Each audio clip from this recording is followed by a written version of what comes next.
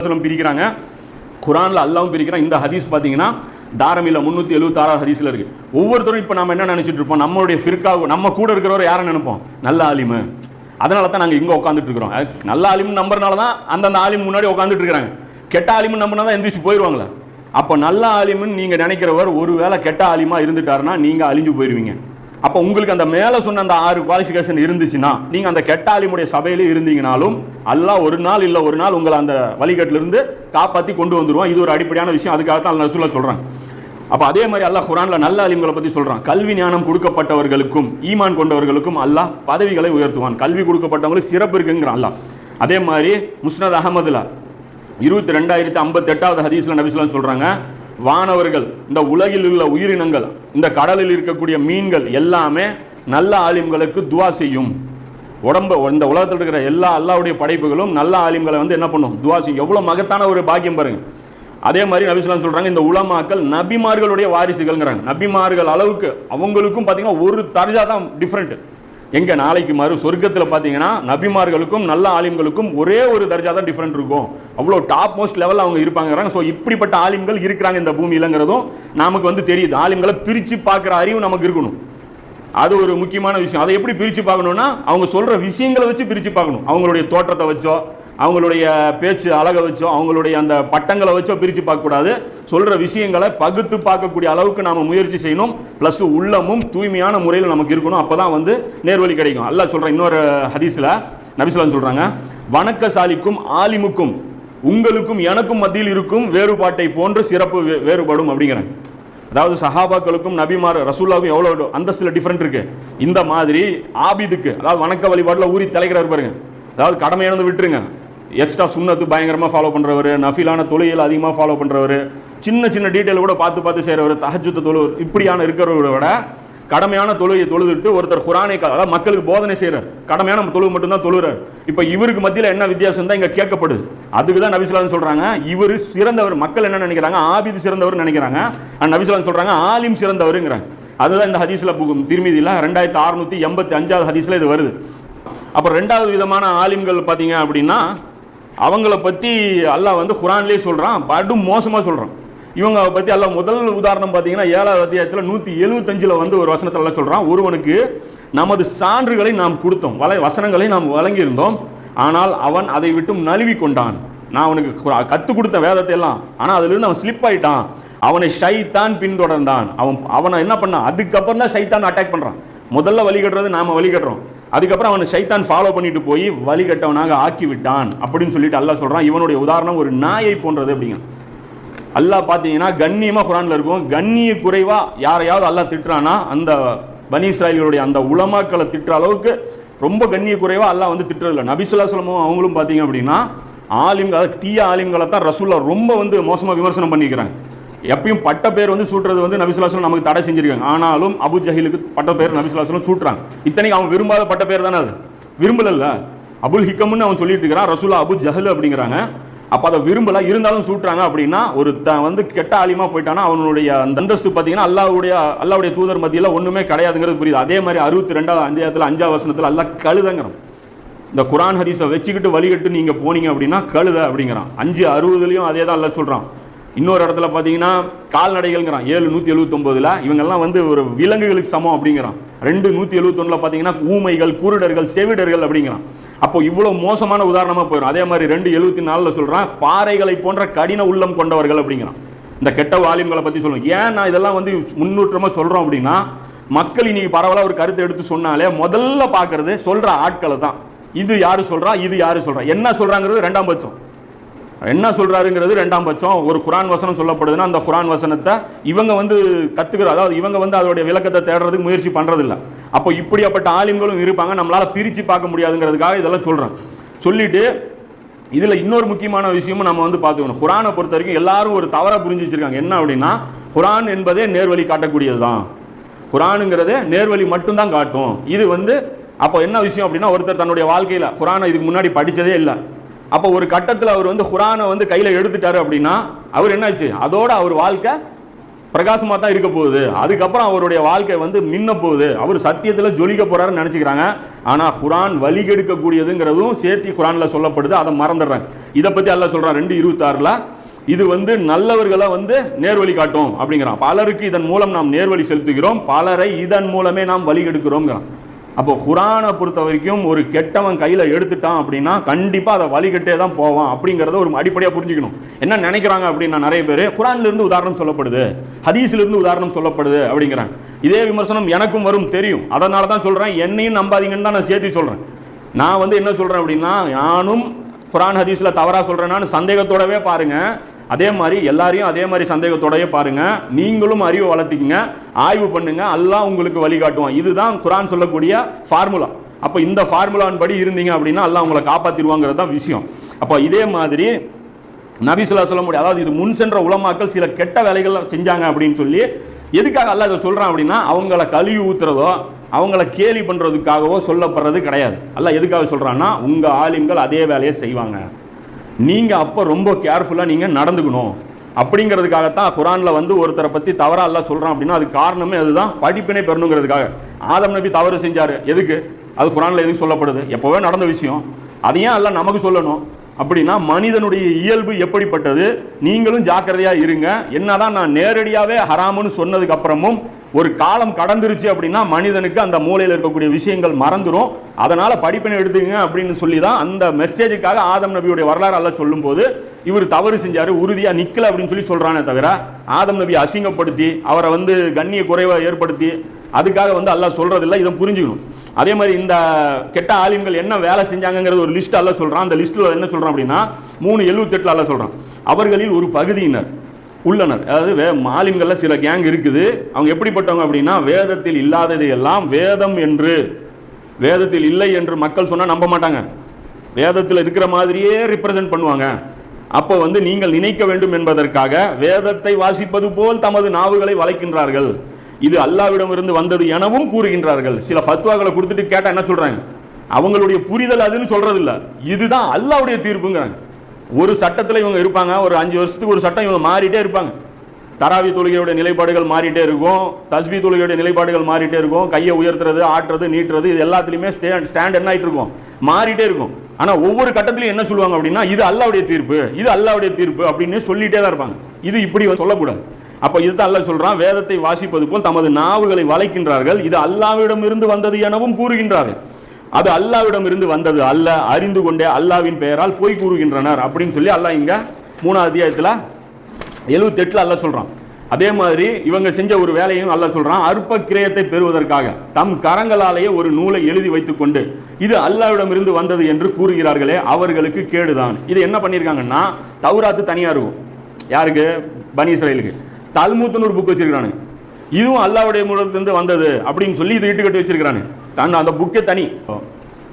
அந்த பனி இஸ்ராயல் ஆலிம்கள் என்ன பண்ணியிருக்காங்க, தல்மூத் எல்லாம் ஒரு புக் எழுதி அதை பண்ணியிருக்காங்க. அதே இன்னைக்கு நாம ஆளுங்க பார்த்தீங்கன்னா அந்த சின்ன சின்ன நூல்கள் எழுதுவாங்களா, ஒரு குர்ஆன் ஆயத்தை வச்சு ஒரு ஹதீஸை வச்சு மறுப்பு நூல்கள் எழுதுவாங்க. இப்போ அதையும் ஒப்பிடலாம். சரியான நூல்களும் இருக்குது, அதான் நூல் எழுதுறதே தப்புன்னெலாம் சொல்லக்கூடாது, இருக்கும் பிரச்சனை இருக்கும், நீங்கள் தான் கண்டுபிடிக்கணும் எந்த நூல் சரி எந்த நூல் தப்பு. நூலே வேணான்னா அதுவும் பிரச்சனை, ஏன்னா எல்லாத்துலேயுமே பிரச்சனை செக் வச்சிருக்காங்க. சாஃப்ட், அதாவது என்ன சொல்கிறது, சொகுசாக சொர்க்கத்துக்கு போகிறதுக்கு ஒரு வழி அல்லாஹ் ரசூலுல்லாஹ்க்கே ஏற்படுத்தலை, நமக்கு கொடுக்க போகிறானா, அதனால் யோசிச்சு பார்த்துக்கணும். அப்போ இன்னொரு இந்த இடத்துல அப்போ பனி இஸ்ராயல்கள் வேலையில் என்ன பண்ண முடியுது, வேதத்தில் சில வசனங்களை நீக்கியிருக்காங்க, சில வசனங்களை ஆட் பண்ணியிருக்காங்க, வட்டி சம்மந்தப்பட்ட வசனங்கள், இதெல்லாம் நிறைய அவங்க வந்து முற்காலத்தில் வசனத்தை சேர்த்தும் இதுவும் பண்ணியிருக்காங்க. இந்த இடத்துல நம்ம ஆளுங்க மறுபடியும் தப்பு கணக்கு. எப்படி காஃபிராக இருக்கிற ஒருத்தன் முஸ்லீம் களிமா சொல்கிறதுக்கு சிரமம் பண்ணும், நமக்கு டிஃபால்ட்டாக களிமா கிடச்சிருச்சு. அதே மாதிரி வேதத்தில் சொருகப்பட்டது எது நீக்கப்பட்டது எதுன்னு தெரியாமல் அவன் முடிச்சுட்டு இருப்பான். எது குர்ஆனுக்கு முன்னாடி வந்த அந்த உம்மத்தெல்லாம் நமக்கு இன்னொரு லட்டு தின்ன ஆசையா அப்படின்னு சொல்லி 2வது லட்டு நமக்கு வாயில வந்துடும். என்னது, குர்ஆன் பாதுகாக்கப்பட்ட நிலையில். இப்போ நாம தப்பிச்சிருவோம்ல, அப்போ மறுமையில் அவன்லாம் வந்து முட்டாள்தனமாக வந்து நின்றுட்டு இருப்பான், அவன் விட்டுருவான் நம்மளை, இந்த கொஸ்டின் பேப்பருக்கு நமக்கு விட்டுருவான், அவன் கேட்ட மாட்டான் நம்மளை. ஏன்லாம் நீ இவங்களுக்கு கொடுத்தது தூய்மையான வேதம் கொடுத்துட்ட, எங்களுக்கு வந்து நீக்கப்பட்டது சொருகப்பட்டதெல்லாம் கொடுத்துட்ட, நான் வழிகெடுத்ததை நீ என்னை கொஸ்டின் பண்றிய, இவங்களுக்கு கொடுத்த மாதிரி எங்களுக்கும் வேதம் பாதுகாக்கப்பட்டிருந்தா நாங்கள் நேர்வழியில் இருந்திருப்போம் சொல்லியிருப்பானா இல்லையா? அப்போ வேலை முடிஞ்சு. அப்போ விஷயம் என்ன, அதே அளவுக்கு ஒரு டாஸ்க் இங்கே இருக்குன்னு புரியுதா இல்லையா? அங்கே எப்படி அவ்வளோ டிஃபிகல்ட்டோ, எது சொருகப்பட்டது எது நீக்கப்பட்டது எது பேஸு அதே அளவுக்கு இங்கேயும் காம்ப்ளிகேட்டட் இருக்கு. நபி ஸல்லல்லாஹு அலைஹி வஸல்லம் சொல்லி காட்டுறாங்க. அப்போ சொல்றேன், குர்ஆனை வச்சாலே நேர்வழி, குர்ஆனை பிடிச்சி அப்படி கூட்டு போயிடுறது அல்லாஹ்வுடைய கயிறு அப்படின்னு நினைக்கிறாங்க. அல்லாஹ்வுடைய கயிறை நல்லவன் பிடிச்சா அந்த கயிறு மேலே இழுத்துட்டு போகும், கெட்டவன் பிடிச்சா அது கொண்டு போய் நரகத்தில் விட்டுரும். அதுதான் மேட்ரு. இப்போ இந்த இடத்துல நபி ஸல்லல்லாஹு அலைஹி வஸல்லம் சொல்றாங்க 3 ஹதீஸ் இதுக்கு சான்றான்னு சொல்கிறேன். இப்போ குர்ஆனில் அதே அளவுக்கு சேலஞ்ச் இருக்கு, சரியான விளக்கங்களை கண்டுபிடிக்கிறது சரியான சேலஞ்ச். அது வந்து நபி ஸல்லல்லாஹு அலைஹி வஸல்லம் சொல்றாங்க, விரைவில் கல்வி அகற்றப்படும். விரைவில் கல்வி அகற்றப்படும் உடனே ஒரு நபித்தோழர் ஜியாதுங்கிற ஒரு நபித்தோழர் பக்கத்தில் வந்து ரசூலுல்லாஹ் கிட்ட கேட்குறாங்க, அல்லாஹ்வுடைய தூதரே, நாங்களும் எங்களுடைய சந்ததிகளும் தான் குர்ஆனை ஓதிக்கிட்டே இருக்கோங்க, நாங்கள் ஓதுறோம், எங்கள் சந்ததிகளுக்கு நாங்கள் மனப்பாடம் பண்ணி வச்சுருக்கோம், கல்வி அகற்றப்படுங்கிறீங்க, இது மறுமை வரை அழியாதுன்னு அல்லாஹ் குர்ஆனில் வேற சொல்லிட்டானே, இதுதான் அழியாதுன்னு வேற அல்லாஹ் சொல்லிட்டானே, அப்புறம் எப்படி கல்வி அகற்றப்படும் அப்படின்னா ரசூலுல்லாஹ் கேட்குறாங்க, நீ ரொம்ப புத்திசாலின்னு நான் நினச்சிட்டு இருந்தேன் ஜியாதே, நீ மிகவும் புத்திசாலின்னு நான் நினச்சிட்டு இருந்தேன், நான் வந்து உங்ககிட்ட இருந்து இப்படி ஒரு கேள்வி வந்து நான் எதிர்பார்க்கல சொல்லிட்டு ரசூலுல்லாஹ் சொல்கிறாங்க, யூதர்கள் கிறிஸ்தவர்கள் என்ன தௌராத் இஞ்சிலையும் ஓதாமலாம் இருந்தாங்க அப்படிங்கிறேன். தௌராத் இஞ்சில் கையில் வைக்காமலாம் அவங்க வச்சுட்டு இருந்தாங்க, அவங்ககிட்டயும் புக்குகள் இருந்துச்சு. விஷயம் என்னன்னா அதிலிருந்து அவங்க நடைமுறையை மாற்றிட்டாங்க, செயல்பாடுகளை வந்து வேற வடிவத்துக்கு கொண்டு போயிட்டாங்கன்னு சொல்கிறாங்க. இது தாரமில 246வது ஹதீஸாக இது இருக்குது. அடுத்து ஒரு நபி ஸல்லல்லாஹு அலைஹி வஸல்லம் ஒரு இதோட ஒரு ரொம்ப எச்சரிக்கையான ஒரு ஹதீஸ் இதே தான், விரைவில் ஒரு காலத்தை அடைவீர்கள், இஸ்லாம் பெயர் மட்டும் இருக்குங்கிறேன். இன்னைக்கு இஸ்லாம் வணக்க வழிபாடுகள் இருக்கா இல்லையா? அப்போ அது என்ன? அது பெயர், கூடு, வெறும் கூடு, இது எலும்பு கூடு, உயிரற்ற பிணம், அவ்வளோதான். அதுக்கு ஒரு ஸ்ட்ரக்சர் இருக்கு, பிணத்துக்கு உயிர் இருந்தால் தான் மதிப்பு. அதே சமயம் உடலுக்கு உயிரும் இருக்கணும், உடலும் இருக்கணும். அதே அளவுக்கு வணக்க வழிபாடுகள் இல்லைனாலும் இஸ்லாம் ஒன்றும் கிடையாது, வணக்க வழிபாடுகள் மட்டும் இருந்தாலும் இஸ்லாம் ஒன்றும் கிடையாதுங்கிறத இது குறிக்குது. இதை நபி ஸல்லல்லாஹு அலைஹி வஸல்லம் சொல்றாங்க, இஸ்லாம் பெயர் மட்டும் இருக்கும், குர்ஆன் அதன் எழுத்துக்கள் இருக்கும், அது மட்டும் வேற எதுவும் இருக்காதுங்கிறாங்க. அவர்களின் பள்ளிவாசல்களோ மிகவும் செழிப்பாக இருக்கும். செழிப்புக்கு அர்த்தம் என்ன தெரியுமா? மக்களாலும் நிறைந்திருக்கும், பள்ளிவாசல்களையும் நல்லா ஜேஜேன்னு கூட்டம் இருக்கும், அதே மாதிரி பிரம்மாண்டமான கட்டடங்களும் இருக்கும். நேர்வழி அங்கே இருக்காது, உள்ளே போனீங்கன்னா நேர்வழிக்கும் பள்ளிவாசலுக்கும் சம்பந்தமே இருக்காது. குஃப்ரியத்தான சிஸ்டமை அடாப்ட் பண்ணி ஜாலியாக வாழ்ந்துட்டு இருப்பாங்க. அந்த காலத்தில் அவர்களின் உலமாக்கள் வானத்திற்கு கீழ் உள்ளவர்களிலேயே கேடு கெட்டவளாக இருப்பார்கள். அதாவது விலங்கு, பன்றி, நாய் எல்லாத்தோட கீழே வந்துட்டாங்க. வானத்துக்கு கீழே இருக்கிற அல்லாஹ்வுடைய படைப்புகளில் இவங்க தான் கேடு கெட்டவர்களாக இருப்பாங்க. குழப்பங்களை அவர்களே உருவாக்குவார்கள். ஃபித்னா யார் ஆரம்பிப்பாங்க? உருவாக்குறது யாரு? ரசூலுல்லாஹ் சொல்றாங்க, அழிக்கிறதற்கு பதிலாக உருவாக்குவார்கள். குழப்பத்தை நீக்கிறது ஒரு ஆலிமுடைய வேலையா இருக்கணும். இன்னைக்கு ஆலிம் என்ன பண்ணுவான்? குழப்பத்தை உருவாக்குவான் அப்படின்னு நபி ஸல்லல்லாஹு அலைஹி வஸல்லம் சொல்றாங்க. அது அவர்கள் மத்தியிலேயே குழப்பங்கள் சுற்றி கொண்டே இருக்கும். இந்த ஆலிம் அந்த ஆலிம் மேல ஒரு குழப்பத்தை உருவாக்குவான், அவன் தூக்கி இங்க ஒரு குழப்பத்தை உருவாக்குவான், சுத்திக்கிட்டே இருக்கும் குழப்பம். இவருக்கு அவர் பதில் கொடுப்பாரு. அதாவது நீங்க நினைச்சு பாருங்க, யூடியூப்ல போங்க, இல்ல விவாத நிகழ்ச்சிகள் போங்க, 2 தரப்பு விவாதம் பண்ணிக்கும், 2 தரப்புல ஏதோ ஒரு தரப்புட்ட சத்தியம் இருக்கா? இல்ல. 2 தரப்புகிட்ட சத்தியம் இல்லைன்னு 3வது ஒரு தரப்பு சொல்லும், அந்த தரப்பு கிட்ட சத்தியம் இருக்கா? இல்ல. இந்த 3 வேஸ்டா ஒரு வேலை செய்யுதுன்னு ஒரு 4வது தரப்புன்னு சொல்லும், அவங்க கிட்ட சத்தியம் இருக்கா? இல்ல. இப்படித்தான் சுத்திக்கிட்டே இருக்கும். வெறும் ஃபித்னாவை தவிர வேற எதுவும் அவங்க கையில் எடுக்கவே மாட்டாங்க. அப்ப மசாயில எடுக்கிறது தான் இன்னைக்கு என்ன சொல்றாங்க நபி ஸல்லல்லாஹு அலைஹி வஸல்லம், ஃபித்னாவை தான் இது கையில் எடுக்கிறாங்க அப்படிங்கிறாங்க. இதெல்லாம் மறுப்பாங்க, இன்ஷா அல்லாஹ் பின்னாடி அதை பார்ப்போம். அது தனி விளக்கம். மசாயில் தான் ஃபித்னாவா இல்லை ஃபித்னாங்கிறது வேறையா இல்லை எதை நாம பண்ணிட்டு இருக்கிறோங்கிறது அது தனி மேட்ரு.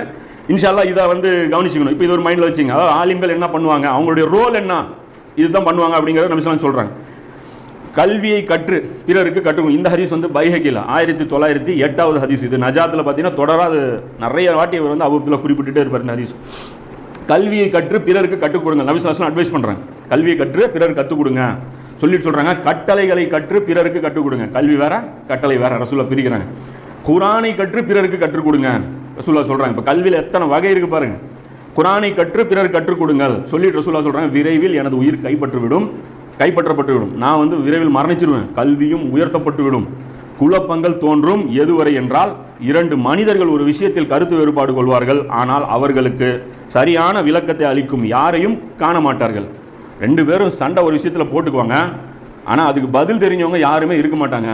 அந்த மாதிரி ஒரு நிலையில வந்து இவங்க இருப்பாங்க. இந்த ஸ்டேஜ் வர்றதுக்கு முன்னாடி நீங்கள் இதெல்லாம் பண்ணுங்கன்னு சொல்கிறாங்க. இது இப்போ தாரமில 227வது ஹதீஸா இது இருக்கு தாரமில.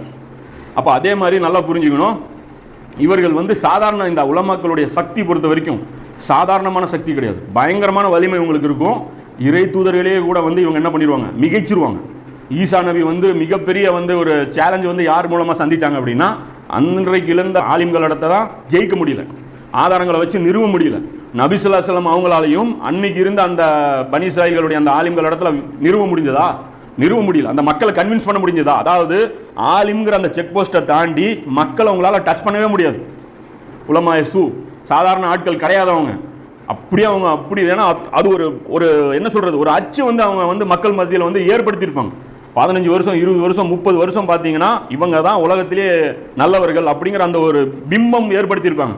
அதை உடைச்சிட்டு நேர்வழி அடையிறது எவ்வளோ சிரமம்னா, ஒரு இந்துவோ ஒரு கிறிஸ்தவர் வீட்டில் பிறந்து தங்களுடைய தாய் தந்தையர் அந்த ஊர் வழக்கம் எல்லாத்தையும் உடைச்சிட்டு நேர்வழிக்கு வர்றது எவ்வளோ கஷ்டமோ அதே அளவுக்கு சேலஞ்சபிளான விஷயம் இது. இந்த ஆலிம்களை உடைச்சிட்டு சத்தியத்துக்கு நீங்கள் வர்றது. இது பற்றி எல்லாம் பார்த்தீங்கன்னா 760 766 775 788 790 703 9 12 10 75 இத்தனை வசனங்கள் எல்லாம் நிறைய விஷயங்களை சொல்லிட்டு வர்றான். சொல்லிட்டு வரும்போது அதே மாதிரி அந்த தலைவர்களாகவும் அவங்க வந்து அந்த இடத்துல இருப்பாங்களா, இவங்க தான் நபிமார்களே தொந்தரவு பண்ணாங்கன்னு சொல்லி ஒரு 2 இடத்துல எக்ஸாம்பிள் சொல்கிறேன். அவர் கப்பலை கட்டி கொண்டிருந்த போது யார், நூஹ் அலைஹிஸ்ஸலாம் காலத்திலேயே, ஏன்னா ஆதம் நபியுடைய அந்த வேதத்தை வச்சு சில ஆலிம்கள் உருவாயிட்டாங்க. அந்த நூஹ் அலைஹிஸ்ஸலாமுடைய அந்த காலத்திலேயே அவர் கப்பலை கட்டி கொண்டிருந்த போது தலைவர்கள் அவரை கடக்கும் போதெல்லாம் கேலி செய்தனர். நபிமார்கள் கேலி செய்யப்படுறதுக்கு காரணமே என்னன்னா, மதத்தின் பெயரால் தலைமை வேற இடத்துல போயிடும். அவர்கள் நபிமார்கள் கொண்டு வந்ததை என்ன சொல்லுவாங்க, மறுப்பாங்க. அது பார்த்தீங்கன்னா 11:38 அல்லாஹ் சொல்றான். மேலும் இது இந்த நபிக்கு மட்டும் கிடையாது, எல்லா இறை தூதர்களுக்கும் இப்படி தான் இருந்துச்சுங்கிறான்.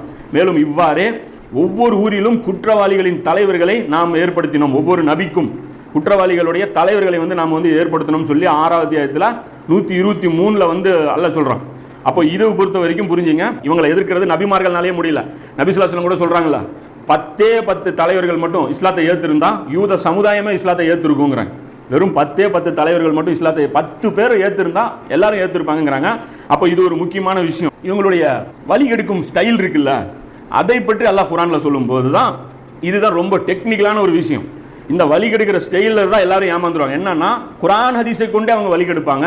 இதில் வந்து அவங்க என்ன பண்ணிடுவாங்க, மாட்டிக்குவாங்க அப்படிங்கிறத அல்லாஹ் சொல்கிறான். இது சொல்லிட்டு அல்லாஹ் 18:54 வந்து அல்லாஹ் சொல்கிறான், இன்னும் நிச்சயமாக நாம் இந்த குர்ஆனில் ஒவ்வொரு உதாரணத்தையும் மனிதர்களுக்காக நாம் விலக்கியுள்ளோம், எனினும் மனிதனோ அதிகம் தர்க்கம் செய்பவனாகவே இருக்கிறான் அப்படின்னு சொல்லி 18:54 சொல்றான். அப்ப இந்த தர்க்கம் பண்றது யார் பண்ணுவா?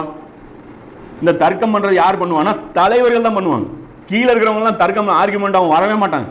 அவங்க கேட்டீங்கன்னா, நான் போய் தலைவனை கூப்பிட்டு வரேன், நான் போய் எங்களுடைய இமாமை கூப்பிட்டு வரேன், எங்களுடைய அந்த ஆலிமை கூட்டிட்டு வரேன், நீங்க அவங்களோட டிபேட் பண்ணுங்க அப்படிமா. இன்னும் நாம் தூதர்களை நன்மாரையும் கூறுபவர்களாகவும் அச்சமூட்டி எச்சரிக்கை செய்பவர்களாகவும் அல்லாமல் அனுப்பவில்லை, எனினும் காஃபிர்கள் பொய்யை கொண்டு தர்க்கம் செய்கிறார்கள், அதன் மூலம் சத்தியத்தை அழித்து விடவும் முயற்சிக்கிறார்கள். பொய்யை வச்சுக்கிட்டு சத்தியத்தை அழிப்பதற்காக தர்க்கம் செய்வாங்க. ஆர்கியூமெண்ட்ஸ் அவ்வளோ ஸ்ட்ராங்காக இருக்கும். இவங்களுடைய ஆர்கியூமெண்ட்ஸ் பார்த்தீங்க அப்படின்னா ஒரு சாதாரணமாக ஒரு நாளை வந்து அது கண்டுபிடிக்கவே முடியாது, அந்த அளவுக்கு ஸ்ட்ராங்காக இருக்கும். அல்லாஹ் சொல்கிறான், அச்சமூட்டி எச்சரிக்கை செய்பவதை பரிகாசமாகவே எடுத்துக்கொள்கிறார்கள் அப்படின்னு சொல்லி அல்லாஹ் சொல்றான். இது 18:56 சொல்றான். இதெல்லாம் பாருங்க, இன்னைக்கு அந்த டிவி நிகழ்ச்சிகள்லாம் பாருங்க, அல்லாஹ்வுடைய சட்டத்தை எவ்வளோ அழகாக ஆர்குமெண்ட் வச்சு பிளாக் பண்ணுவான். முத்தலாக் பிரச்சனையே எடுத்துங்க, அது மனித பெண் குலத்துக்கு எதிரானது, எப்படி ஆர்குமெண்ட் வச்சு அவங்க பிளாக் பண்றாங்க. அப்ப அந்த மாதிரி மனிதர்கள் இருப்பாங்க, நீங்க ஜாக்கிரதையா இருங்கன்னு சொல்லி அல்லாஹ் சொல்றேன். இப்ப இவங்க என்ன பண்ணுவாங்க அப்படின்னா, மாத்தி மாத்தி வந்து சுத்த விட்டுருவாங்க. நாம ஒன்று பேசுவோம், இவங்க வேற ஒன்று பேசுவாங்க. நாம என்ன சொல்லுவோம், அல்லாஹ்வுடைய தீன் ஜெயிக்கணும் அப்படிங்கிற டாபிக் பேசுவோம். இதுக்கு மறுத்து பேசினா என்ன பேசணும், அல்லாஹ்வுடைய தீன் தோக்கணும்னு பேசணும். அல்லாஹ்வுடைய ஆட்சி தான் இந்த பூமியில இருக்கணும்னு நாம பேசினா, மறுத்து என்ன பேசணும், அல்லாஹ்வுடைய ஆட்சி இந்த பூமியில இருக்கக்கூடாதுன்னு பேசணும். அதை விட்டு போட்டு நீங்கள் தகுதியானவர்களா, நீங்க அவ்வளவு பெரிய ஆளா அப்படிமா. இப்ப நாம பெரிய ஆளா சின்ன ஆளாங்கிறதா டிபேட், அது தனி டிபேட், அது தனியா பேசுவோம், அது தனி டிபேட். இந்த டிபேட்ல இப்படி பேசும்போது கேட்கறவங்க என்ன ஆகும், பாரு இவனுக்கு அந்த தகுதி இல்லை அப்படின்னு சொல்லி அவர்களுடைய அந்த சப்போர்ட்டர்ஸ் என்ன நினைப்பாங்க, ஓ சரியான கேள்வி நம்ம தலைவர் கேட்டாரு அப்படின்னு நினைச்சு என்ன பண்ணுவாங்க, திருப்தி அடைஞ்சிடும். ஆனா அந்த கேள்வி அப்படியே இருக்கும், அல்லாஹ்வுடைய தீன் ஜெயிக்கணுமா கூடாதாங்கிற அந்த கேள்விக்கு பதில் வேணும்ல, அது அப்படியே இருக்கும். ஆனா டிபேட் முடிஞ்சிடும், அவங்க வெற்றி பெற்றதாகவும் நினைச்சு அவங்க பாட்டுக்கு திருப்தியா போயிடுவாங்க. அதே மாதிரி நபி ஸல்லல்லாஹு அலைஹி வஸல்லம் அவங்களுடைய மாதிரி ஆட்சி செய்யுங்க அப்படின்னு சொல்லி நம்ம சவுதி அரசாங்கத்தை வந்து நம்ம விரும்புறோம். ஏன்னா அரபி மொழியில குர்ஆன் இருக்கு, நபி ஸல்லல்லாஹு அலைஹி வஸல்லம் உட்கார்ந்த சேர்ல நீங்க உட்கார்ந்துருக்கீங்க, அதனால உங்கள்கிட்ட அதை எதிர்பார்க்கிறோம். வேற மத்த உடனே இவங்க என்ன பண்ணுவாங்க, துருக்கியில கோயில் கட்டியிருக்காங்கம்மா, நம்ம இதை பேசினா இஸ்லாமிய ஆட்சி, ஹரமுடைய நிர்வாகிகளா இருக்கீங்க, இஸ்லாமிய ஆட்சி நீங்க கொண்டு வாங்க, காஃபிருடைய சிஸ்டத்துல நீங்க இருக்காதீங்கன்னு சொன்னா, துருக்கியில இருக்குது இல்ல, துருக்கி பாத்தீங்களா, ஈரானை பாத்தீங்களா, ஆப்கானிஸ்தானை பாத்தீங்களா.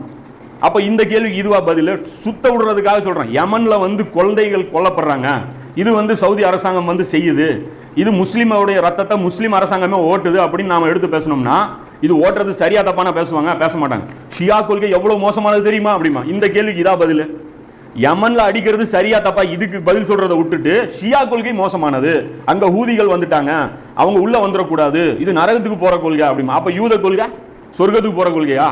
அப்ப யூதர் இடத்துல ஃப்ரெண்ட்லியா இருக்க முடியுது, ட்ரம்புக்கு தங்கத்துல மாலை போட முடியுது, ட்ரம்போட சேர்ந்து வால் டான்ஸ் ஆட தெரியுது, இத்தனை வேலை பண்ண தெரியுது. அது ஏன் வந்து ஷியா கொள்கை இருக்கிறவங்க கூட பண்ண வேண்டியதானே? அப்போ மாற்று கருத்தோடு இருக்கிறவங்க கூட அவ்வளவு கொஞ்சி குலவை உழுவ முடியும் போது, அல்லாவுக்கு மகன் இருக்கிறான்னு சொல்லி சொல்றவங்க இடத்துல கொஞ்சி குலாவ முடியும் போது, நபியுடைய குடும்பம் தான் ஆளணுங்கிறது அவ்வளவு மோசமான கொள்கையோ? அப்போ இப்படிதான் சுத்த விடுவாங்க, மாத்தி மாத்தி நம்மள என்ன பண்ணுவாங்க. அதே மாதிரி 30 வருஷத்துக்கு அப்புறம் இஸ்லாமிய ஆட்சி வந்து என்ன ஆகி போச்சு, அழிஞ்சு போச்சு. அதை நம்ம சரி பண்ணி கொண்டு வரணும், அதுல இந்த பிரச்சனைகள் ஏற்பட்டதுன்னு சொல்லி நாம அந்த ஆட்சியை சென்டர் பண்ணி அதை சம்பந்தமா பேசிட்டு இருப்போம். டக்குன்னு வந்து என்னம்பாங்க, இந்த நபித்தோழர் எவ்வளவு சிறப்பு வாய்ந்தவர் தெரியுமா? இப்ப அவருடைய சிறப்பை பத்தி பட்டியல் போடுறதா இங்க டாபிக்கா? நாம பேசுறது இந்த ஆட்சியை பத்தி, இந்த நடந்த தவறுகளை பத்தி. அந்த தவறுகளை சரி கண்டு பேசணும். இல்ல இது வந்து இப்படிதான் செய்யலாம், இப்படியும் செய்யலாம், அப்படி செய்யலாம்னு அந்த வந்து நீங்க வக்காலத்து வாங்குறத விட்டுட்டு உடனே சிறப்புகளை மாத்தி பேசுவாங்க. அதுதான் அல்லாஹ் சொல்றான், உண்மையை பொய்யை கொண்டு அழிச்சு வர பாக்குறாங்க. அவங்க நீங்க ஒண்ணு பேசுவீங்க, வேற ஒண்ண வச்சு அவங்க உங்களை டைவர்ட் பண்ணிடுவாங்க. இவங்களோட ரொம்ப ஜாக்கிரதையா இருக்கணுங்கிறது குர்ஆன் வந்து அல்லாஹ் சொல்றான். இது வந்து சாதாரண விஷயம் கிடையாது இவங்களுக்கு. இது அல்லாஹ் என்ன சொல்றான்னா, இதை பற்றி ஒரு கிளாஸே நமக்கு நடத்துறான். இது பாத்தீங்கன்னா உமக்கு முன்னர் சூரத்துல் ஹஜ்ல இது வருது, 22வது அத்தியாயத்துல வரும். நம்பர் எழுத மாட்டேன். உமக்கு முன்னர் எந்த தூதரையும் எந்த நபியையும் நாம் அனுப்பி அவர் ஓதி காட்டும் போது, ஒரு நபி வந்து தாவா செய்யும் போது ஷைத்தான் அதன் மீது குழப்பத்தை போட்டு மாற்றி விடுவான். இது அந்த சல்மான் ருஷ்டி தவறா மொழி இது விளங்கி புக் எழுதுனது. அல்லாஹ் சொல்றான், ஷைத்தான் அதன் மீது குழப்பத்தை போட்டு மாற்றி விடுவான் அப்படின்னு சொல்லி. அப்போ குழப்பத்தை ஷைத்தான் எப்போ போடுவான்? அல்லாஹ்விடத்திலிருந்து ஜிப்ரீல் அலைஹிஸ்ஸலாம் மத்தியில வஹி போகுது, இந்த நேரத்தில் குழப்பம் வருமா? அல்லாஹ்வுக்கும் ஜிப்ரீலுக்கும் மத்தியில குழப்பம் வருமா? வராது. ஜிப்ரீலுக்கும் முஹம்மது ஸல்லல்லாஹு அலைஹி வஸல்லம் அவங்களுக்கும் மத்தியில டிரான்சாக்ஷன் நடக்குது, இப்போ குழப்பம் வருமா? வராது. ஷைத்தான்கள் விரட்டி விடப்பட்டதுக்கு அப்புறம் தான் வஹியை ஓதி காட்டப்படும். அதே தான் நபி ஸல்லல்லாஹு அலைஹி வஸல்லம் நமக்கும் சொல்றாங்க. ஏன் குர்ஆனை படிக்கும்போது அவுஸு பில்லாஹி மினஷ் ஷைத்தானிர் ரஜீம் சொல்றாங்க. அவுஸு பில்லாஹி மினஷ் ஷைத்தானிர் ரஜீம் சொன்னா ஷைத்தான் அந்த இடத்துல ஓதிடுவான், விலகிடுவான். அதுக்கப்புறம் குர்ஆன்ல இருந்து சரியான கருத்துக்கள் நமக்கு உதிக்க ஆரம்பிக்கும். ஏன்னா இவங்க இருந்தாங்கன்னா நம்மளை வேற தவறான கருத்துக்கள் நம்ம உள்ளத்துல போடுவாங்க அப்படிங்கிறது தான் அது கற்றுக் கொடுக்குறாங்க. ரொம்ப மஸ்ட் அது. அவுஸு பில்லாஹ் சொல்லாம குர்ஆனை படிக்க கூடாது, ரொம்ப மஸ்ட் அது. அப்போ இது வந்து பாத்தீங்கன்னா இது எப்போ நடக்குது அப்படின்னா, நபி ஒரு அர்த்தத்தில் பேசுவாரு, இவனுங்க ஒரு அர்த்தத்தில் மக்கள்கிட்ட கொண்டு போய் சொல்லுவாங்க. இன்னைக்கு இந்த ஆலிம்கள் இந்த வேலையை பண்றாங்களா? இல்ல, நாம ஒரு அர்த்தத்தில் பேசுவோம். நாம வந்து நபி ஸல்லல்லாஹு அலைஹி வஸல்லம் அந்த மிஷன் வந்து போயிருச்சேங்கிற அந்த கவலையில பேசுவோம். இவங்க போய் இவரை திட்டுறாங்க. அப்போ குழப்பத்தை வந்து நாம ஒன்று சொல்லுவோம், இவங்க ஒன்று புரிஞ்சுக்குவாங்க. இதுதான் குழப்பம். இதுதான் நபி ஸல்லல்லாஹு அலைஹி வஸல்லம் காலத்திலையும் நடந்தது. நமக்கு கொடுக்கப்பட்ட டாஸ்கே அதுதான். கருத்து ஒரு கருத்துல சொல்லப்படும், இன்னொரு கருத்துல புரிஞ்சு கொள்றது. புரியுதா? இதுதான் பிரச்சனையாகும். இப்போ இன்னைக்கு வந்து நபி ஸல்லல்லாஹு அலைஹி வஸல்லம் அந்த வருகையின் நோக்கத்தை மாற்றி புரியுறாங்கல்ல, அது கூட இதை பேஸ் பண்ணி தான். ரசூலுல்லாஹ் சொன்ன அந்த குர்ஆன் வசனங்கள்லாம் ஒரு மீனிங்ல இருக்கும், இவங்க வேற ஒரு மீனிங்ல அதை பயன்படுத்துவாங்க. ஹதீஸ்கள் ஒரு கருத்துல இருக்கும், இவங்க வேற கருத்துல பயன்படுத்துவாங்க. இது மாதிரி சில எக்ஸாம்பிள் நபி ஸல்லல்லாஹு அலைஹி வஸல்லம் காலத்திலேயே ஷைத்தானால் சில குழப்பங்கள் குர்ஆன்ல போடப்படுது. உதாரணத்துக்கு ஈசா, அதாவது நீங்களும் நீங்கள் வணங்குபவர்களும் நரகம் செல்வீர்கள் அப்படின்னு சொல்லி குர்ஆன்ல அல்லாஹ் சொல்றான். 21 அத்தியாயத்துல 95க்கு அப்புறம் பாத்தீங்கன்னா வரும். அல்லாஹ் சொல்றான், நீங்களும் யார் வணங்குறீங்களோ நீங்களும், யாரை வணங்கினீங்களோ வணங்கப்பட்டவர்களும் நரகத்தில் அப்படின்னா, உடனே அதை வச்சு என்ன சொல்றாங்க? அப்ப ஈசா நபிக்கு நரகம் அப்படின்னு சொல்லி யார் பேசுறா? அந்த காஃபிர்கள் பேசுறாங்க. இந்த காஃபிர்கள் ஏன் இப்படி பேசுறாங்க? ஏன்னா ரசூலுல்லாஹ் சொன்னதை இவங்க இப்படி புரிஞ்சாங்க. அந்த புரிதல் யார் போட்டது? அது ஷைத்தானிடம் இருந்து போடப்பட்டது. இது ஹஜ்ல அல்லாஹ் சொல்றான். ஷைத்தான் வந்து இப்படிதான் அவங்களுடைய உள்ளத்துல நாம ஒன்று, அதாவது முரண்டுக்குன்னு பேசினா நம்ம சொல்றது புரிஞ்சிக்கவே மாட்டாங்க தெரியுமா? காது கொடுத்து கேட்கவே மாட்டாங்க. ஏன்னா அவங்க தலையில ஷைத்தான் ஏறி அந்த நேரத்தில் உட்காந்துட்டு இருப்பான். சொல்றதெல்லாம் அவங்களுடைய அந்த ஷைத்தான் வேற விதத்திலே அவங்கள பிரசன்ட் பண்ணுவான். அதே மாதிரி இதை சொல்லுவாங்க. இப்போ கற்களையும் மனிதர்களையும் ரசூலுல்லாஹ் சொன்னாங்க. இவங்க என்ன பண்ணாங்க? ஈசா நபி கொண்டு போய் ஃபிட் பண்ணாங்க. அதே மாதிரி இன்னொரு உதாரணம் அல்லாஹ் சொல்றான், நரகத்தில் ஒரு மரம் இருக்கு, அதுக்கு பேரு ஜக்கும் அப்படின்னு. உடனே இவங்க கீழே இருந்துட்டு, அதாவது தலைவர்கள்லாம் பாடுறா, நெருப்பு ஃபுல்லா இருக்கிறது நரகம், அதுல மரம். ஒரு மரத்தினாலேயே நரகத்தில் சர்வைவ் பண்ண முடியும்னா நாமெல்லாம் அப்ப அந்த நரத்தில் அந்த மரத்துக்கு கீழே நாம உட்கார முடியாதா? அதான் மரம் இருக்கும்ல, மரமே நிக்குது நான் எரியாம, அப்ப நரகம் எப்படி வீக்கா இருக்கும்? கற்பனை. அடுத்தது சொல்றான் அல்லாஹ், 19 பேரை நாம் வந்து காவலர்களாக போட்டோம் அப்படின்னு சொல்லி அல்லாஹ் சொல்றான். சொன்ன உடனே அவன் என்ன சொல்றாங்க? போன பிரச்சனை ஒன்று நம்ம போனோம்ல அங்கே அடிக்கிறதுக்கு, அவன் அந்த மக்காவாசிகள் சொல்றாங்க, அந்த பிரச்சனை நினச்சி தெரியுமா? போன தடவை நமக்கு அந்த குலத்தருக்கும் சண்டை நடந்துச்சுல்ல, 17 பேர் நானே அடிச்சிருக்கேன். அப்போ 2 பேர் மட்டும்தான் நீங்க சமாளிச்சீங்க அப்படிங்கிறான். மொத்தமே அப்போ நரகத்துடைய காவல் என்ன? ரொம்ப வீக்கு. 17 பேரை நானே சமாளிச்சிருவேன், வெறும் 2 பேர் தான் மீதி, நீங்க இத்தனை பேர் இருக்கீங்க, நீங்க சமாளிச்சிருங்க, நரகத்தை உடைச்சிடலாம் அப்படின்னு சொல்லி சொல்றாங்க. அப்போ வஹி இறங்கும் போதே நாம அவங்க ஒரு அர்த்தத்தில் அல்லாஹ் சொல்லுவான், ஷைத்தான் அவங்களுடைய உள்ளத்துல தவறான புரிதல்களை போடும்போது இவங்க வந்து என்ன பண்ணுவாங்க? வழிகட ஆரம்பிச்சாங்க. இதுக்கெல்லாம் அல்லாஹ் வஹி இருந்துச்சு, அப்பவே கவுண்டர் கொடுத்தான். ஃபர்ஸ்ட் இதுக்கு என்ன சொன்னா? ஈசா நபியை அது குறிக்காது, ஏன்னா யாருக்கு நான் அருள் புரிந்தோனோ அது அவங்களுக்கு கிடையாதுன்ட்டான். அந்த மரத்துக்கு அல்லாஹ் என்ன சொல்றான், அந்த மரத்தை காஃபிர்களுக்கு ஒரு சோதனையாகவே ஆக்கிட்டோம் அப்படிங்கிறான். சொல்லிட்டு அடுத்து என்ன சொல்றான், அது வந்து எரியுறது, அது அந்த மரமே நெருப்புல செய்யப்பட்டதுதான் அப்படிங்கிறான். அது மரம்னா மரம் கிடையாதுடா, அது உட்ல செய்யப்பட்டது இல்ல, அது ஃபயர்ல நெருப்புல செய்யப்பட்ட மரம் அப்படின்னு சொல்லி அல்லாஹ் சொல்றான். இந்த 19 பேர்னோன்னா மனிதர்களை காவலா நியமிச்சிருக்கோம் நீங்க நினைச்சிட்டு இருக்கீங்க. அது 19 பேருங்கிறது வானவர்களை குறிக்கும். அவங்க அப்படியே ஒரு புரட்டுனா பூமியை புரட்டிடுவாங்க. அதெல்லாம் அப்பவே கவுண்டர் கொடுத்துட்டு வரோம். அதையும் சொல்றாங்கல்ல, காஃபிர்களுக்கு ஒரு சோதனையாகவே அந்த 19ங்கிற எண்ணிக்கை வச்சோம் அப்படிங்கிறான். அப்போ இந்த மாதிரி வழி கெடுக்கக்கூடிய வாசங்கள் எல்லாம் குர்ஆன்ல டிசைன் பண்ணிட்டே வரான். அப்போ இந்த இடத்துல நாம வந்து ரொம்ப ஜாக்கிரதையா இருக்கணும். அல்லாஹ் அதான் சொல்றான். இவ்வாறே இதை பற்றி இன்னும் கொஞ்சம் விளக்கமா 6:112 அல்லாஹ் சொல்றான். இவ்வாறே ஒவ்வொரு நபிக்கும் மனிதரிலும் ஜின்களிலும் உள்ள ஷைத்தான்களை விரோதிகளாக ஆக்கினோம். ஒவ்வொரு நபிக்கும் அல்லாஹ் என்ன பண்ணியிருக்கான், மனிதர்களையும் ஜின்களையும் இருக்கக்கூடிய ஷைத்தான்கள் அவங்கள விரோதியா ஆக்கிட்டோம். அவர்களில் சிலர் மற்ற சிலரிடம் ஏமாற்றி வழிகெடுக்கக்கூடிய சுக்ருஃப்னு சொல்றான், சுக்ருஃபுல் கவுல், அதாவது என்ன அர்த்தம், தங்கமான பேச்சு, தங்கமான பேச்சு. அந்த பேச்சு பார்த்தீங்கன்னா இரையச்சம் அப்படியே ரொம்பி வலியும், அப்படியே ஒரு கவலை சொட்டும், அவ்வளோ வந்து நமக்கு ஒரு அக்கறையா பேசுற மாதிரி இருக்கும். சைத்தான் சொல்றாங்க ஆதம் நபி கிட்ட போய், நான் உனக்கு நலம் நாடுபவன் தான், நீ இந்த மரத்தை சாப்பிட்டு நல்லா இருக்கணும்னு தான் நான் விரும்புறேன் அப்படின்னு தானே சொல்றான். அப்போ சுக்ருஃபுல் கவுலை வந்து அவங்க சொல்றாங்க, வஹி செய்யறாங்க அல்லங்க. அதாவது ஜின்களும் மனிதர்களும் மாறி மாறி கான்டாக்ட் வச்சுக்கிட்டு இப்படி நடக்கிறாங்க அப்படின்னு சொல்லி 6:112 அல்லாஹ் என்ன சொல்றான், இதை வந்து சொல்றான். இது சொல்லிட்டு இதே வந்து இந்த அலங்காரமான பேச்சை மறுமையை நம்பாதவர்களின் உள்ளங்கள் செவி மடுப்பதற்காகவும், இந்த பேச்சை அவங்க கேட்கணும், அதை திருப்தி கொண்டு அது சரியான பேச்சு தான் நம்ம ஆள் பேசியிருக்கான் அப்படின்னு சொல்லி அதை ஏற்றுக்கிட்டு அவர்கள் ஏற்கனவே செய்து கொண்டிருந்த செயல்களையே தொடர்ந்து செய்வதற்காகவும் விட்டு விடுவோம். அதாவது எப்படி, இதுக்கு முன்னாடி இருந்த அந்த செயல்களையே கண்டினியூ பண்றதுக்கு விட்டுருவோங்கிறான். அப்போ கெட்ட எண்ணத்தோட, குறை கண்டுபிடிக்கிற எண்ணத்தோட சில, அதாவது சொல்லப்படக்கூடிய அந்த விஷயங்களை செவியேற்றோம்னா அல்லாஹ் என்ன பண்ணுவான், நீங்க மாறவே மாட்டீங்க. ஏன்னா உங்களுடைய உள்ளத்துல ஜின்கள் வந்து போட்டுரும், அதை வச்சே நீங்க வழி கெடுத்துறீங்க. இப்ப ஜின்கள் வந்து யாருக்கு போடும், உங்களுக்கு எனக்கும் போடணும்னு அவசியம் கிடையாது. அந்த சம்பந்தப்பட்ட அந்த ஆலிம் உள்ளத்துல ஜின்னு போட்டான்னு வைங்க, அந்த ஆலிமு லட்சம் பேரை கெடுத்துருவான். ஒரு ஆள் ஒவ்வொரு ஆளும் தனித்தனியா போட்டு நீ போட வேண்டியதில்லை. அப்போ தவறான புரிதல்கள் ரொம்ப டேஞ்சர் குர்ஆன்ல. அப்போ இதை வந்து அல்லாஹ் சொல்றான். இது சொல்லிட்டு இந்த பேச்சுக்கள்லாம் எப்படி இருக்கும்னா சுக்ருஃபுல் கவுல், அதாவது மேலோட்டமாக பார்த்தா, சுக்ருஃப்னா கரெக்டா புரிஞ்சுங்க, முலாம் பூசப்பட்ட பேச்சுக்கள்.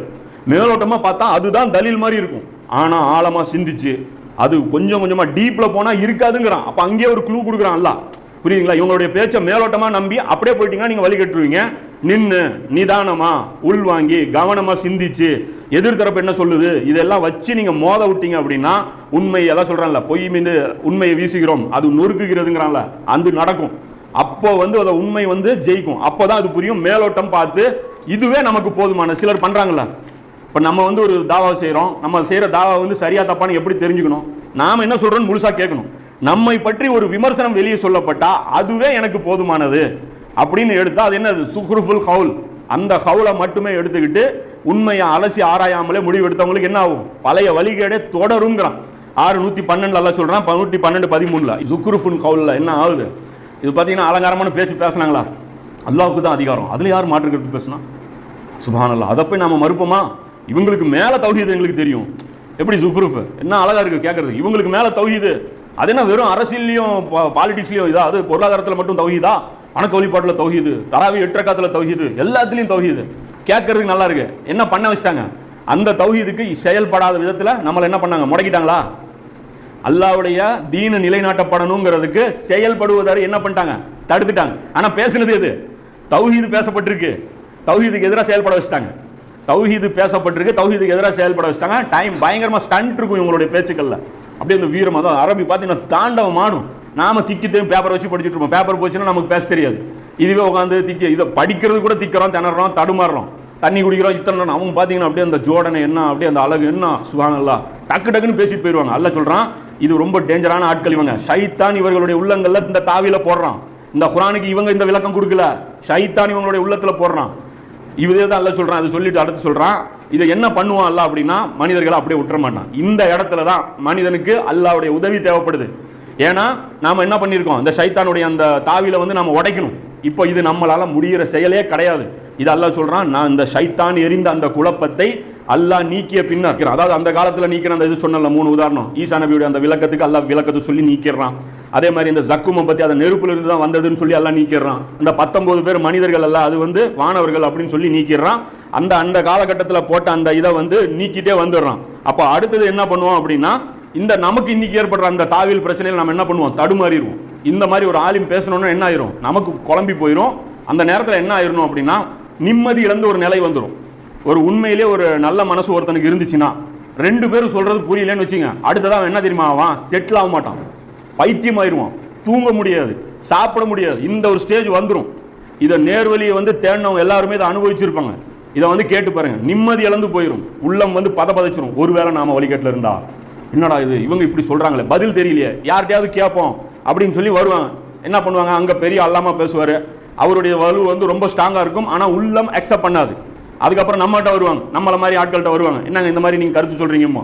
நம்ம கெப்பாசிட்டி என்ன இருக்கும், ஏதோ ஒன்று நாம புரியுற அளவுக்கு நம்மகிட்ட ஆதாரம் இருக்கும், அவனுக்கு புரிய வைக்கிற அளவுக்கு நம்மகிட்ட ஆதாரம் இருக்காது, அடுத்தவனை கன்வின்ஸ் பண்ற அளவுக்கு நம்மகிட்ட விஷயம் இருக்காது, நமக்கு நம்ம மனசுக்கு பொறுத்துற அளவுக்கு ஆதாரம் வச்சிருப்போம். அப்ப என்ன பண்ணுவோம், நாம என்னத்தையும் சொல்லி அவனை புரிய வைக்க முயற்சி பண்ணுவோம். அவனுக்கு என்ன ஆகும், நாம கொடுத்த அந்த எவிடன்ஸ் பத்தாது, இருந்தாலும் அவன் என்ன பண்ணுவான்னா தொடர்ந்து போய்கிட்டே இருப்பான், நிக்க மாட்டான். அப்படி அந்த ஸ்டேஜ் அப்படி அவனுக்கு போய்கிட்டே இருக்கும். ஒரு கட்டம் இல்லை ஒரு கட்டம், ஏதோ ஒரு இடத்துல இருந்து அவன் தேடிக்கிட்டு இருந்தது கிடைச்சிரும், ஏதோ ஒரு இடத்துல கிடைச்சிரும், ஏதோ ஒரு சின்ன ஒரு யூடியூப் கிளிப்ல கிடைச்சிரும், இல்ல ஒரு ஏதோ ஒரு பயான்ல எங்கேயாவது ஒன்று பேசியிருப்பாங்க, அதை கொண்டாந்து அல்லாஹ் சேர்த்துருவான். இதுதான் அல்லாஹ் நேர்வழி காட்டுறது. நல்லவங்களை அலைய விடுவான், ஃபர்ஸ்ட் அலைய விடுவான், அவன் தடுமாறுவான், தூக்கம் இல்லாம தவிப்பான், அதுக்கப்புறம் நேர்வழி கொண்டாந்து போட்டுருவான். போட்டதுக்கு அப்புறம் அல்லாஹ் சொல்றான், அந்த குழப்பத்தை நீக்கிய பின்னர் அவன் தன்னுடைய வசனங்களை உறுதிப்படுத்துகிறான். முஹக்கமாத் ஆயாத்துல் முஹக்கமாத் ஆயாத்துல் முத்தஷாபியாத் இருக்குல்ல, இந்த ஸ்டேஜ் கொண்டாந்து அல்லாஹ் விட்டுருவாங்கிறான். 22:52 அல்லாஹ் சொல்றான், இந்த மாதிரியான ஒரு ஸ்டேஜில் தடுமாறி ஒரு உள்ளத்துல ஒரு உறுதி ஏற்படும் பாருங்க, அந்த நேரத்தில் என்ன ஆயிரும், குர்ஆன்ல இருக்கிற எல்லா வசனங்களும் கிளியர் ஆயிரும். இந்த 3D டிவியில் பார்த்தீங்கன்னா கலங்களா தெரியும், கண்ணாடி மாட்டிங்கன்னா அந்த பொசிஷனில் அந்த போய் கரெக்டாக உட்காந்து தெரியும். அது வரைக்கும் பக்ரால இருக்கக்கூடிய வசனங்கள் என்ன பேசுச்சுன்னு நமக்கு தெரியாது. அதுக்கப்புறம் ஒவ்வொரு வசனமும் இதுதான் பேசுது அப்படின்னு சொல்லி நம்ம போக ஆரம்பிச்சிருவோம். நமக்கு புரிகிற வசனம் எவனுக்கும் புரியாது, நாம் அவனுக்கு புரிய வைக்க முடியாது. அதுக்கு தான் ஈமான் வேணும். எப்படிங்கிறது, இந்த காஃபிர்கள் எல்லாம் சொல்கிறாங்க, இது என்னது தஜ்ஜாலை பற்றி நெத்தியில் காஃபிர் எழுதிருக்கும், மூமினை தவிர எவனும் படிக்க முடியாது. எவன் வந்தாலும் சரி, இது முகக்கம் ஆயிருச்சு அப்படின்னா உலகத்தில் இருக்கிற எவ்வளோ பெரிய உலமா வந்தாலும் உங்களை கன்வின்ஸ் பண்ண முடியாது. இந்த ஸ்டேஜ் வரும், இதை நாம் தேடி எடுத்துருப்போம். எவனும் நம்மளை பிரெயின் வாஷ் பண்ணதில்லை. 1-to-1 கனெக்ஷன் ஏற்பட்டுரும், அல்லாஹ்வோட லிங்க் ஏற்பட்டுரும். அதுக்கப்புறம் நீங்கள் எல்லா வருஷம் நீங்கள் விளக்கம் சொல்லுவீங்க. எந்த தப்சீர் பார்த்தும் இல்லை, எந்த புக்கு பார்த்தும் இல்லை, இந்த ஸ்டேஜ் அனுபவிச்சிருப்பாங்க எல்லாரும். இதுதான் நேர்வழி, இதுதான் ஃபைனல் ஸ்டேஜ். இதுக்கப்புறம் நம்ம செட்டில் ஆகும் தெரியுமா, எவனும் தேவையில்லமோ அந்த ஸ்டேஜ் இது. அல்லாஹ் என்ன சொல்கிறான் அப்படின்னா, ஷைத்தான் மனங்களில் எரியும் அந்த குழப்பத்தை, யாருடைய உள்ளத்தில் நோய் இருக்குதோ அவங்களுக்கு அது என்ன ஆயிரும், பெருசாயிட்டே வரும். யாருடைய உள்ளங்கள் கடினமாக இருக்கிறதோ அவர்களுக்கு அது என்ன ஆயிரும், சோதனையாக அது மாறிடும் அப்படின்னு சொல்லி அந்த 22 பார்த்தீங்கன்னா அப்படியே சீக்வன்ஸ் சொல்கிறான். அப்போ இந்த ஷைத்தானுடைய அந்த தாக்கம் வந்து வரும். குர்ஆனில் அவர்களுக்கு கல்வி வழங்கப்பட்டிருக்கிறதோ அவர்கள் சொல்வார், அந்த 3வது அத்தியாயத்தில் 7வது வசனம் எடுத்துப்பார், இந்த முத்தஷாபியாத்தில் அங்கேயும் இதே ஸ்டேட்மெண்ட் வரும். எவருக்கு கல்வி ஞானம் வழங்கப்பட்டிருக்கிறதோ அவர்கள் நிச்சயமாக இது உம்முடைய இறைவனிடமிருந்து வந்துள்ள உண்மை என அறிந்து அதன் மீது ஈமான் கொள்வதற்காகவும் அவர்களுடைய இதயங்கள் அவன் முன் முற்றிலும் வழிபட்டு பணிகின்றன. அந்த ஸ்டேஜுக்கு கொண்டாந்துரும், அந்த உள்ளம் வந்து கட்டுப்பட்டுரும். மேலும் திடமாக அல்லாஹ் ஈமான் கொண்டவர்களை நேரான வழியில் செலுத்துவான் அப்படிங்கிறது அந்த வசனம். அப்போ என்ன விஷயம்னா, இது நாம் உழைச்சி அந்த இடத்துக்கு வரணும். அந்த இடத்துக்கு வந்தால் மட்டும்தான். இது எவனாலையும் பிரெயின் வாஷ் பண்ண முடியாது. அவன் பார்த்தீங்கன்னா அப்படி சாலிடாக போயிட்டு இருப்பான், எந்த ஒரு குழப்பமும் அவங்களுக்கு இருக்காது, எல்லா கேள்விகளுக்கும் அவங்கள்ட்ட பதில் இருக்கும். அந்த பதில் வந்து அவங்க அவ்வளோ சாலிடாக பேசுவாங்க. இதே இவங்ககிட்ட கேட்டிங்கன்னா எல்லாத்துக்குமே பதில் இருக்காது. ஈசா நபி ஏன் திரும்பி வரணும் பதில் சொல்ல மாட்டாங்க. ஒரு நபி வந்தார், ஏற்கப்படலை, நிராகரித்தார். அதுக்கு முன்னாடி நபிமார்கள் நிராகரிக்கப்படவே இல்லையா? லூத் நபி ரசூல் தானே நிராகரிக்கப்படவே இல்லையா? ஏன் திரும்பி வரணும்? விலகம் கேட்டிங்கன்னா தெரியாதும்பாங்க. ஆனால் என்னம்பாங்க, நிறைய கேள்விகளுக்கு விலகம் கேட்டால் தெரியல. மஹதி அலைஹிஸ்ஸலாம் வந்து ஏன் ஆட்சி செய்யணும்? ஏன் ஒரு ஆள் எல்லாம் அனுப்பி ஆட்சி செய்ய வைக்கணும் பூமியில்? அது என்ன மஹதி அலைஹிஸ்ஸலாம் வரணும், ஈசா நபி வரணும், இதெல்லாம் ஏன் இவங்கெல்லாம் வந்து ஆட்சி பண்ணணும்? அதுக்கெல்லாம் பதில் இருக்கணும்ல. இப்போ குர்ஆன் ஒரு அர்த்தம் இல்லாமல் தான் எல்லாம் செய்ய வச்சுன்னு சொல்லணும். இப்போ எல்லாமே உங்களுக்கு கலங்களாக இருக்கும். நமக்கு முகக்கமாக தெரிகிற வசனம் அவங்களுக்கு முத்தசாபியாக தான் தெரியும். அவங்களுக்கு நமக்கு தெரியும் இதுதான் பேசுது, வேற யாருக்கும் நீ புரிய வைக்கவே முடியாது. கேட்டனா அந்த வார்த்தை அதில் இருக்காது. இதுதான் குர்ஆனுடைய ஹிக்மத்து. கிலாஃபத்துங்கிற வார்த்தை குர்ஆனில் இருக்கா? கலீஃபான் இருக்கு, கிலாஃபத்துன்னு இருக்கா? நபியை வந்து கிலாஃபத்துக்கு அனுப்புன அல்லாஹ் ஏன் அதை பயன்படுத்தலை? ஏன் பயன்படுத்தலைன்னா காஃபிர்களுக்கு எந்த அளவுக்கு சோதனையோ சத்தியத்தை அடையிறது, மூமின்களுக்கு அதே அளவு எக்ஸாம் இருக்கணும்ல. அதனால தான் பண்ணா. ரசூலுல்லாஹ்வுடைய ஆரம்ப கால பயான்கள் நபி ஸல்லல்லாஹு அலைஹி வஸல்லம் ஏன் எழுத வேணான்னாங்க? ஏன் பயான் எழுத வேணான்னாங்க? அந்த பயானில் ஒரு பயான் இருந்திருந்தா இன்னைக்கு இந்த சப்ஜெக்டை நம்ம இவ்வளோ தூரம் முட்டி மோதி நம்ம நிறுவ வேண்டியதே கிடையாது. தாருல் அர்க்கமுடைய வீட்டில் நடந்த பயான்கள் எங்க? மதீனாவில் எவ்வளோ பயான்கள் நமக்கு கிடைக்குது? மக்காவுடைய பயான்கள் எங்க? பயான்களே கிடையாது. அல்லாஹ் மறைச்சான். குர்ஆனை வச்சு புரி, மூமின்கள் மட்டும்தான் வரணும். எவன் பயப்படுறானோ அல்லாஹ்வை தவிர வேற தன்னுடைய அடியார்களை பார்த்து எவனும் பயப்படக்கூடாதுங்கிறது அல்லாஹ்வுடைய ஷர்த்து. அப்போ அதை நீங்கள் அந்த கோழைத்தனமோ அந்த வந்து உங்களுடைய உள்ளத்தில் அந்த நோயும் இருந்துச்சு அப்படின்னா நேர்வழி நீங்கள் அடைஞ்சிக்க மாட்டீங்க. அப்படிங்கிறது தான் இந்த இடத்துல வைக்கிற சேலஞ்சு. அதுதான் பனி இஸ்ராயலுக்கு எல்லா சேலஞ்சு. தொழுவ மாட்டேன்ட்டானா, நீயும் உன் அல்லாவும் போய் சண்டை போடுங்கன்னு சொன்னானா இல்லையா? இன்றைக்கி அதே தானே இன்றைக்கி சொல்லியிருக்கோம். உதாரணத்துக்கு அந்த வட்டி சம்மந்தப்பட்ட வசனம் அல்லாஹ் என்ன சொல்கிறான்? வட்டிக்கு எதிராக என்ன சொல்கிறான்? அல்லாஹ்வுடனும் அல்லாஹ்வுடைய தூதருடனும் போர் பிரகடனத்தை ஏற்படுத்தி கொள்ளுங்கள் அப்படிங்கிறான். அப்போ வட்டிக்கு எதிராக யார் சண்டை போடுவா? அல்லாவும் அல்லாஹ்வுடைய தூதரும். அதே டைலாக் நாம சொல்லிட்டோம் பார்த்தீங்களா? மூசா நபி உம்மத்து சொன்ன அதே டைலாக் இப்போ நாம சொல்லிட்டோம் பார்த்தீங்களா? போர் பிரகடனம் தான் அல்லாஹ் பண்ணியிருக்கிறான். போர் நாம தான் பண்ணணும். அல்லாஹ்வுடைய படம் நாம. வட்டி யாரை எதிர்க்க சொல்றான்? அல்லாஹ் என்ன சொல்றான்? நான் டிக்ளேர் பண்ணிட்டேங்கிறான். டிக்ளேர் பண்ணா நீ போய் சண்டை போடுன்னு அர்த்தம். வட்டிக்கு எதிராக மட்டும் நாம சண்டை போட மாட்டோம், அல்லாவும் அவனுடைய தூதரும் போய் சண்டை போடுவார்கள். வட்டி எங்க இருக்கு இப்போ? வேர்ல்டு பேங்க்ல. அப்ப அவங்களோட யார் சண்டை போடணும்? அல்லாவும் அவனுடைய தூதரும். அப்ப மூசா நபி உம்மத்துக்கும் நமக்கும் வேற வித்தியாசமே கிடையாது. நாம தான் சண்டை போடணும். டிக்ளேர் சண்டை இழுத்து மட்டும் தான் விட்டுருக்கிறான். போர் பிரகடனத்தை ஏற்படுத்திக் கொள்ளுங்கள். அதாவது போருக்கான அறிவிப்பை நான் செய்யறேன், ஆளுங்க நம்ம ஆளுங்க வருவாங்க. இப்ப இதுதான் மேட்ரு. அப்போ போர் பிரகடனம் இல்லை, போர் நாம செய்யணும். பிரகடனம் அல்லாவும் பண்ணிட்டாங்க, அல்லாவுடைய தூதரும் பண்ணிட்டு போயிட்டாங்க. உமர் ரலியல்லாஹு சொல்றாங்க, நபி ஸல்லல்லாஹு அலைஹி வஸல்லம் வட்டியை பற்றி மட்டும் சொல்லாமல் மரணிச்சிட்டாங்க. கடைசியாக இறங்கின வசனம் அது. வட்டியை பற்றி.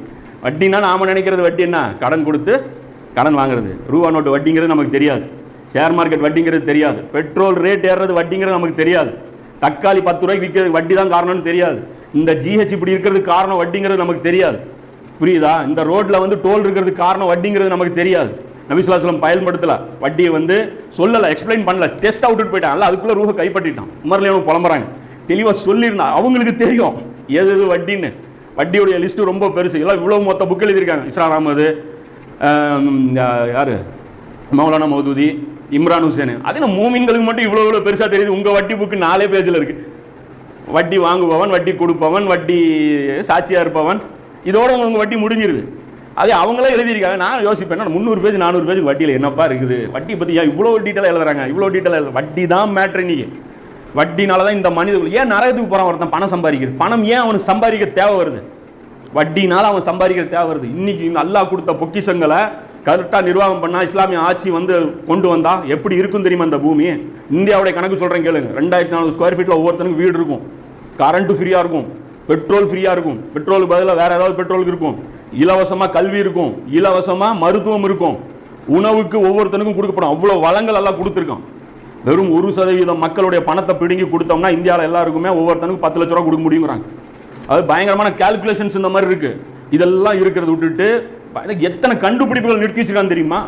கரண்ட் காசு போட்டு வாங்கணுமா? கரண்ட் ஃப்ரீயாக கொடுக்கலாம். 1935-40 கண்டுபிடிச்சிட்டான்.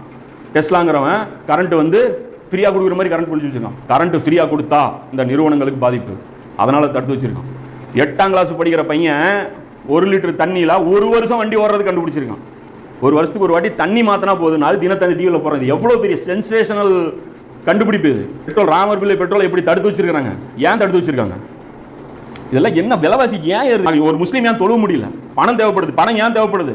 பெட்ரோல் அவனுக்கு ஃப்ரீயாக கிடைச்சா, அவனுக்கு வீடு ஃப்ரீயாக கிடைச்சா, அவனுக்கு வெறும் 5 ரூபாய் அரிசி கிடைச்சா, அப்போ இந்த ரூட்ல போய் தீமையை தடுக்கணும். இது சாதாரண, அது அரசியல், இது ஆன்மீகம். எது ஆன்மீகம்? நபி ஸல்லல்லாஹு அலைஹி வஸல்லம் கொண்டு வந்ததெல்லாம் தனி. இது முஸ்லீமுடைய கடமை. நம்மளை வர வேற யாரும் செய்ய முடியும்? ஏன்னா இது செஞ்சா அந்த அளவுக்கு அடக்குமுறைகளை சந்திக்க வேண்டியது வரும். சாதாரண வேலை கிடையாது. அதாவது வழிமுறை என்ன? இன்னைக்கு வந்து அறிவு விழிப்புணர்ச்சி ஏற்படுத்துறது தான். இதுக்கு நம்ம பயப்படக்கூடாது. இதுக்கு நம்ம பயந்தோம் அப்படின்னா அல்லாட்ட மாட்டுவோம். அப்போ என்ன அப்படின்னா இதுதான் நம்முடைய பணி. இதுதான் நபி ஸல்லல்லாஹு அலைஹி வஸல்லம் வந்தாங்க. இப்போ நபி ஸல்லல்லாஹு அலைஹி வஸல்லம் அந்த குற்றச்சாட்டுகளையும் வச்சாங்க இல்லையா? இன்ஷா அல்லாஹ் அதை பற்றிய விளக்கங்கள் டக்கு டக்குன்னு போயிடும். அது சல்லுன்னு